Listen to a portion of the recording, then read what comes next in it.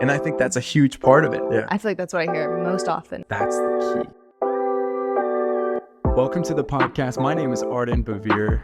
And I am Christian Revere. And we are so excited that you guys are joining us as we are beginning this new journey with this podcast. We've had an interesting week. It's been a week of celebrations. We had 3 birthdays, a holiday, and then the launch of this podcast. So it's been a very full week. It has. And even rebranding our YouTube. We basically have been ideating.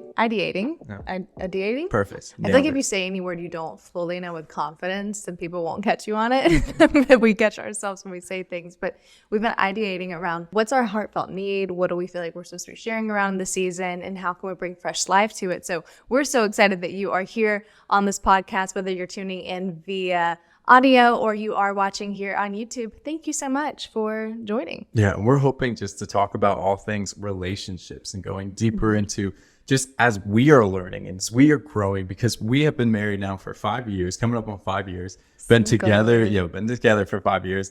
And so we definitely don't have it all figured out. We're going to be the first to admit that, but we're growing and learning, and our dating relationship was an interesting process. And so whatever we can do to even just have conversations of, hey, maybe we don't know how this is working, or maybe we found this to be super helpful and it's going to be something that's going to be helpful to you guys.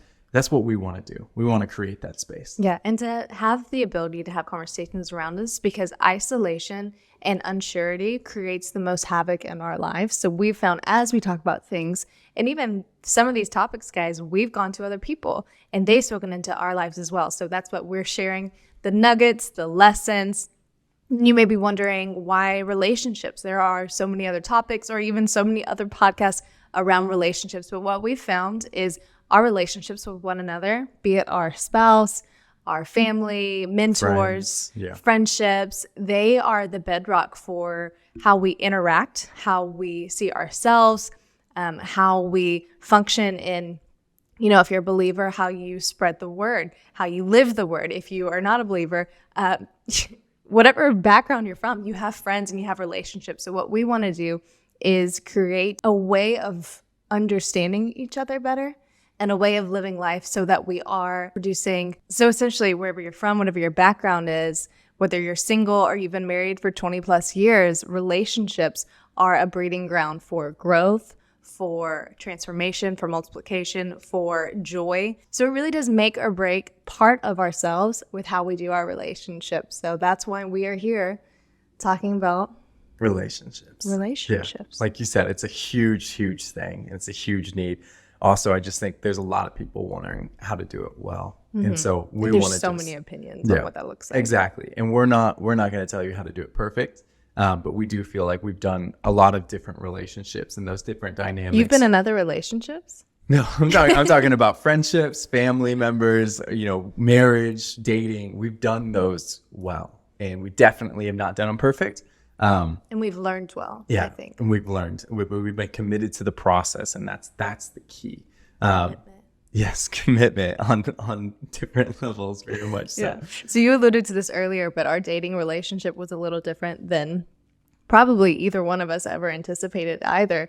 We did long distance the entirety of our getting to know each other, our dating, and our engagement. Yeah. So we really didn't know any other way besides long distance. Yeah. There was a good amount of things I think we learned, but a few crucial tactics that really helped us do long distance dating well. So we are going to jump into the world of long distance dating. And I will say there's so many different areas you could talk around this. If you should do it, if you shouldn't, how to do it well, red flags. We'll cover some of that here. But what are your thoughts? What you do you even think said it worked? Is because I was thinking about it and I was like, well, actually, we did have a chance where you moved finally to Colorado, true. But then you didn't stay long. Like we were long distance. We got engaged. I drove her out from Alabama to Colorado. We did that drive in 2 days. Stayed at a friend's house in Dallas at his parents' house. And in separate beds. Yes, in separate beds. We were engaged. And so we moved you there. I think it was like a month later that you actually moved back. And plus, I remember you moved back because I felt like you were like, I didn't enjoy the cold and it was coming into fall. And then also you wanted to start planning the wedding and be more present there. Yeah, it was like the 4 weeks before our wedding. Yeah. You know, I was doing stuff with my bridesmaids, my family. So it just made sense for me to be back there. And yeah, I wasn't complaining about being back at the beach one more time, trading in the snow. Yeah. Let's jump into that. Long distance dating. One of the first things you have to navigate is when it gets serious, which space do you pick? Yeah. I feel like that's what I hear most often is long distance is going good. But now that we're trying to evaluate, do we take the next step? It's, well, we both feel like I had to pick or choose. Do I choose his life or my life? Yeah. And I think that always comes down to the circumstances. Like you have to evaluate the circumstances and look at the roots that are established. Like when we looked at both of our lives, we understood that, man, we both have family members that are in both of our locations. It's not like you were living in, Tennessee and your family was all in Alabama. So it really didn't, make a big, deal there. It was your whole family was Alabama. My whole family was in Colorado. And so it came down to a point of establishing what do we feel like, one, in the circumstances, how deep are the roots in other areas? How are you career wise? How are you financially wise? Like, what are you doing in those other things? And then two, where do you have the most potential to grow? Mm-hmm. And for us looking at our situation, I know it was kind of a unique situation where I do come from a family that is very deep rooted and connected. And then also we all work together. And the mission that I believe that I was a part of, that I felt like your heart aligned with very much, was being in Colorado.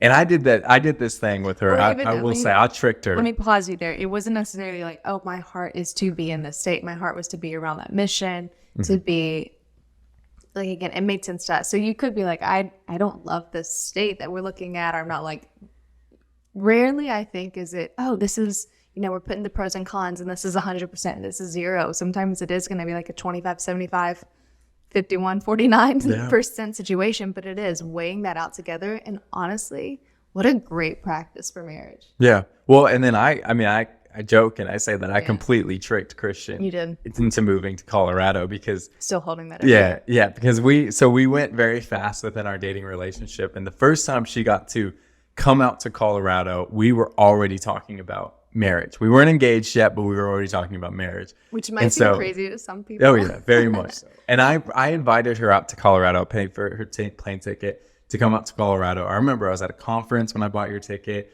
and I was really excited about it. And it was at the end of May, early June, when I had you come out to Colorado. And I remember if you guys have ever been in Colorado at that time, it is the most beautiful state to be during the summer because it's not super hot. Beautiful landscape, it's nice. Of course, obviously people love the beach and different things, but I remember we were driving, I think it was from the airport, and I really didn't waste much time. And I just looked at Christian and I said, could you see yourself living here? And she after I landed. Yeah. She just, taking in the beauty of the summer, new areas. Like she hadn't traveled much. Yeah. And she was like, yeah, I think I could. Well, fast forward. Only living in my hometown before, so I'm like, yeah, I want an adventure. This is awesome. Yeah. And fast forward about 5-6 months when we actually finally get engaged and married.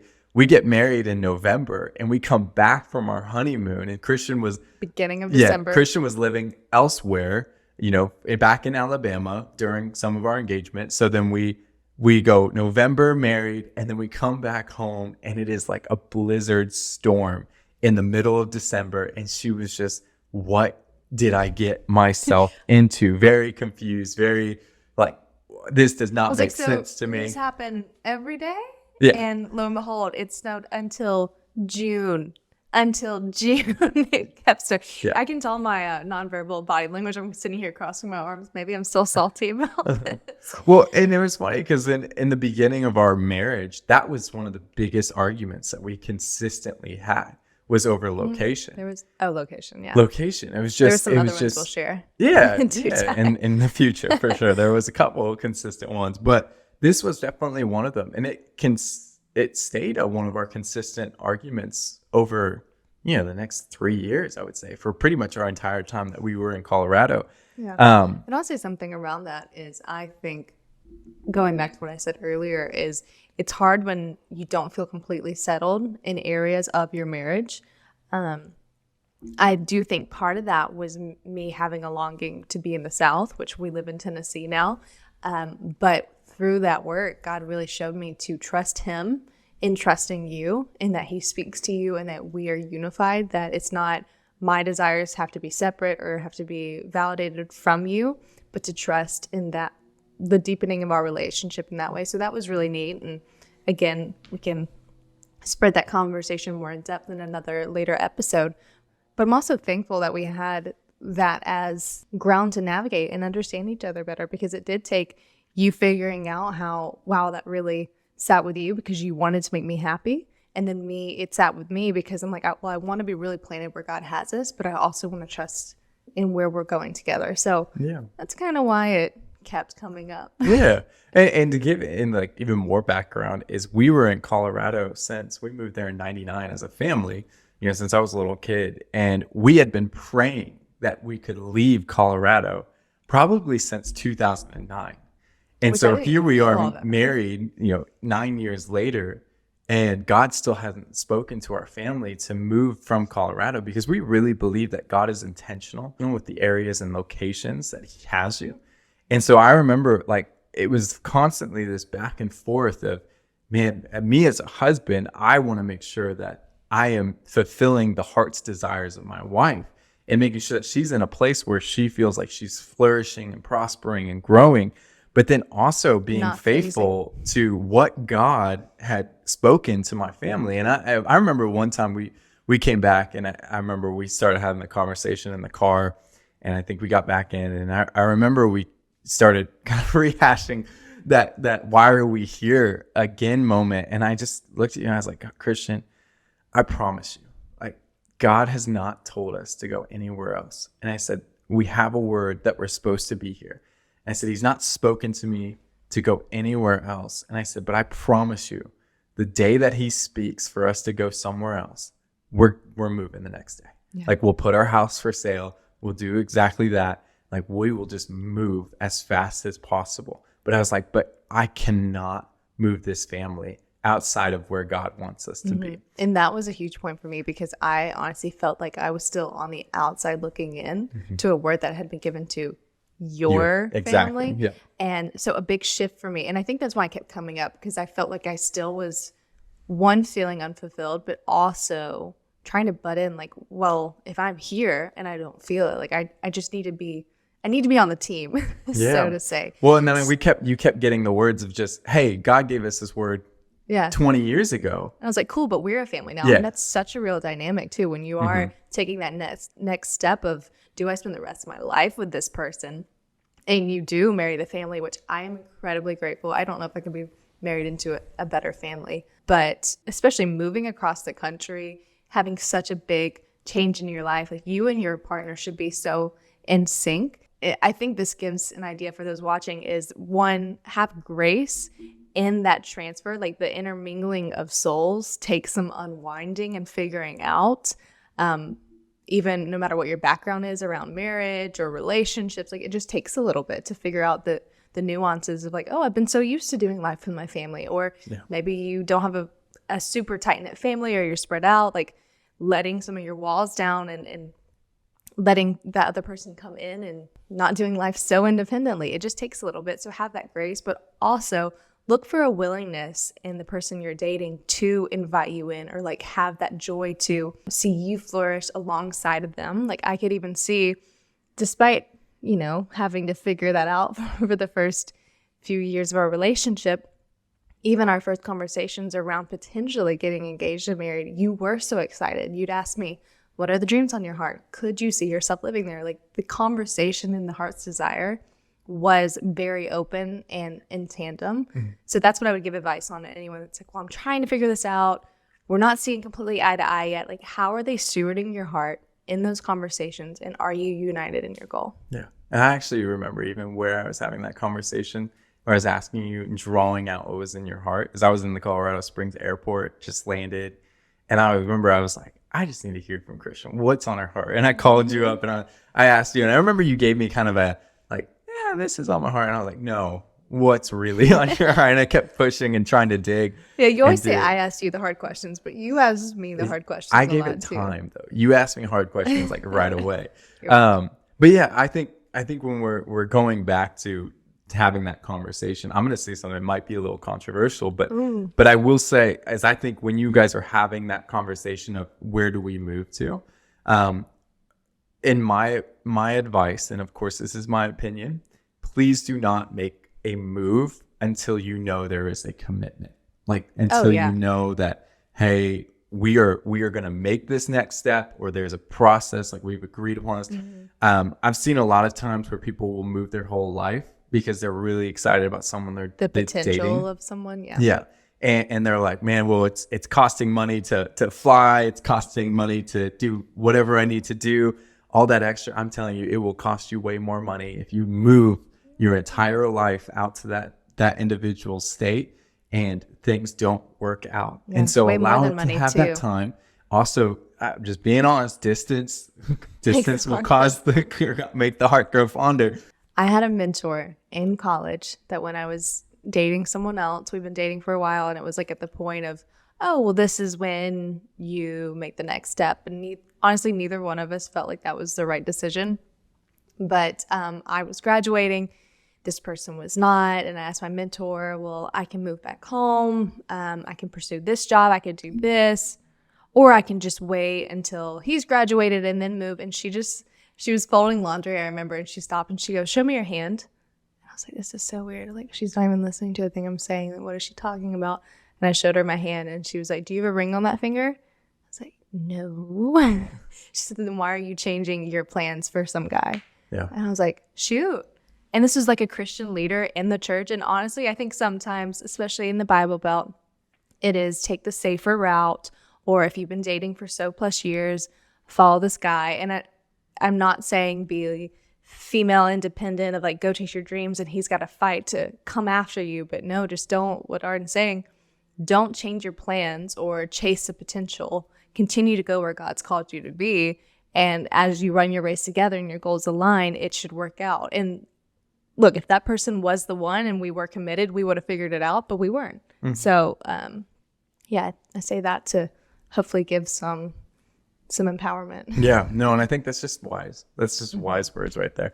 So if you're a female or out there, and I want to say this is make sure that he is committed to that process. Make sure he's committed to that before either of you guys make that move, because it is worth it. And I mean, either one, like I made sure that when we moved you, it was I paid for the gas. I wanted to make sure that it was an easy transition for you, that I helped you. I flew out there, drove you back. Like it was a commitment that I wanted to show within that process. And we knew that we at that point, we had already taken the next step. We were engaged, but we knew for sure, even when we started having that conversation of would you move out here, we knew we were already talking about marriage. Yeah, and that's how you showed commitment. And I'll say for ladies, I saw that because I think this is something big in the world of dating right now, especially with online and the post-COVID dating world is, well, he's doing the right things or saying the right things. I was around his family from the very first date. I got to see how he treated them. I got to see what they said about what he was saying about me when I wasn't around, met friends, coworkers. It can sound very, oh, he flew you out there and like he moved fast. And those are red flags.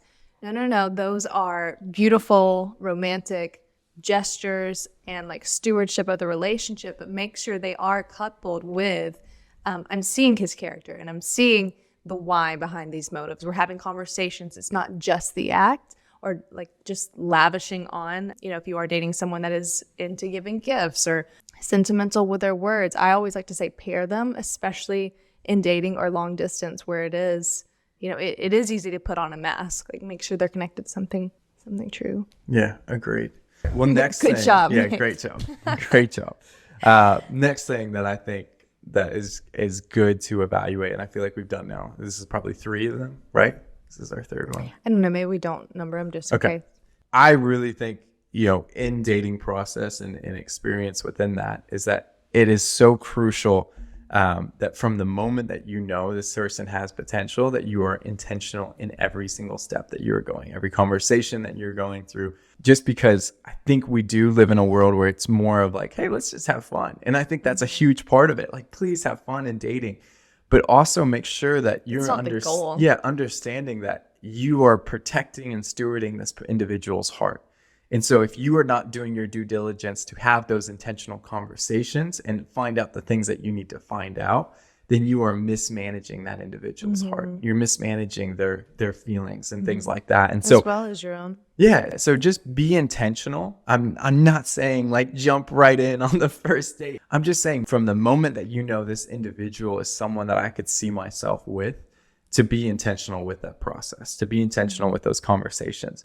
One of the next things that I was saying, I know we've kind of skirted around it and we've talked a little bit about it, but obviously when you guys are making that decision in a long distance relationship, maybe if it is like, hey, we're bringing this close to, and I know we're supposed to be talking about just how to do long distance relationships as well, but I feel like we've focused in more on that process of knowing when to move to that, living in the same state. Part 2s or 3s. Yeah, but the next big thing, and we've talked about this a lot, is prayer. Obviously, it is make sure that you guys are both getting prayer around this decision, and it's not just, hey, everything looks correct, everything looks logical, but there's intentional prayer that takes place in this. And I really believe that God is so purposeful with where He puts people. And I believe that there's a grace for them to be in those locations. And what I felt like for our family is that there was a grace for us to be in Colorado for so many years. But what I watched over the 3 years when we got married and we were living in Colorado, I watched as that grace was beginning to lift off of our family. And it's just because God was calling us to a new place. And I think when you know that God has called you to a place, rather than it being, hey, we're just here because it sounded like a great idea. We wanted to, I'll just be honest with you. I've heard so many people say they're going to move to California that are young, aspiring people that are, hey, we're young couples and it sounds fun. And I'm like, man, please just know, please pray about it. Because if you are not called there, then you won't have the grace to be able to be there. And understanding that there is so much weight that's why God calls people in the Bible to specific areas, like Him calling Tara to go to Canaan. Like that was Abraham's dad. Yeah, that was a big move. And you see with Tara is that he comes and he settles. And I think it was Haran. I'm going up based off of it, but it was actually Haran was his son's name. And the interesting thing is his son was the first person in the Bible that died early, basically early, outside of, Cain and Abel's, obviously with Abel dying from his brother, but Haran died from unknown causes. And he died early, before his father had died, before his siblings had died, his older brother had died. And so he dies early, and you see Terah settles in his place of pain. He settles in the land of his dead son. And you watch as God has to then continue the call to Abraham. And He tells Abram, go to Canaan. And He gives them that land. And so I really think God's giving you guys land. Like when you intentionally seek out and pray where we're supposed to go, as we're taking this next step, I believe there's such power to that. Is that when you involve God into that conversation, He gives you that land. He gives you the grace for it. He gives you the relationships within it. Doesn't mean it's going to be easy, obviously, but He's graced you for that situation. Yeah, and I think grace covers the trajectory of your journey too, because what you're saying, it's Tara settled in the place of pain. Guys, not to compare the two, the story of the Bible and long distance dating, but sometimes it is painful. Sometimes it is unsure and uncertain, but if you follow the call, and then you let that grace carry you, you will sustain to the next step and ultimately to the promised land of marriage. But I think also it's worth iterating. Location could be family. Location could be job. Like where is God calling you in a bigger sense of just the state name, just the city name? Like what is the next step on this journey that He's calling you to? And ultimately, you and this person. So I think what I'm hearing us say is make sure you're praying, make sure you have unified goals and a focus and a plan. Make sure that person has character. We're going to have to continue this long distance talk. I know, because we didn't even talk about single we like said this at the tip. beginning. There's so many things, but I think this is what we would preface with, like before you get into any of the nuances and like how to have fun dates on long distance or any of those things. It's really just making sure your vision is aligned, because you don't want to waste that time. No. I think that is one positive of long distance dating. It makes you really keenly evaluate, do I want to put in the effort to be with this person, and are they reciprocating it? Yeah. So set these standards in. What's a leaving red flag for people that are either entering into or are in a long distance relationship? Yeah, I would just make sure, and it's not like a red flag, but I think this is something really crucial to do, is that we did have multiple visits where I either came out to Alabama or you came out to Colorado, and we extended that time. And so it was at least a week-long visit.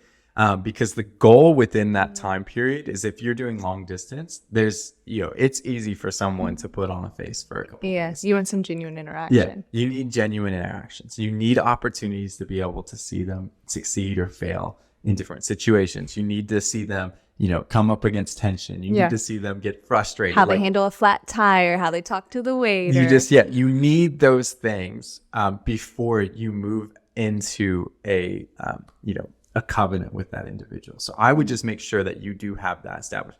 I remember, luckily for us, there was things when we got married is I didn't draw out enough from you. And I realized like there were there were so many things that were your passions and desires and like just your personality that I realized it was like, honestly, for me, it was like an unwrapping of a gift. Because there was things we got to see the tension and the hardest things. So I watched as you navigated that stuff, and I watched as you watched me navigate those things. And I think that was part of the lacking of feeling fulfilled. Yeah, I just all I know is I realized, I was like, man, because the longest time that we had spent together was our honeymoon, like basically, and it was 2 weeks for our honeymoon, and that was the longest individual time that we had spent consecutive with each other. Yeah, but I just remember thinking to myself, like, I'm so glad that we went through that process, but then also the things that are surprising me are good things that I didn't draw, rather than they're all bad things that I didn't go do the due diligence, and we didn't get to see how we did the heavy lifting, how we navigated conflict, how we navigated when we had an argument or a disagreement. Because man, you can be on a phone call and you can have a disagreement, and you can think, everything's okay and get off, and one person is very not okay. Yeah, so just be aware of that. And then, Christian, I want to ask you, of course, because I feel like I've talked a lot, but what is a red flag or something to be intentional on? If they live in Colorado. I'm just kidding.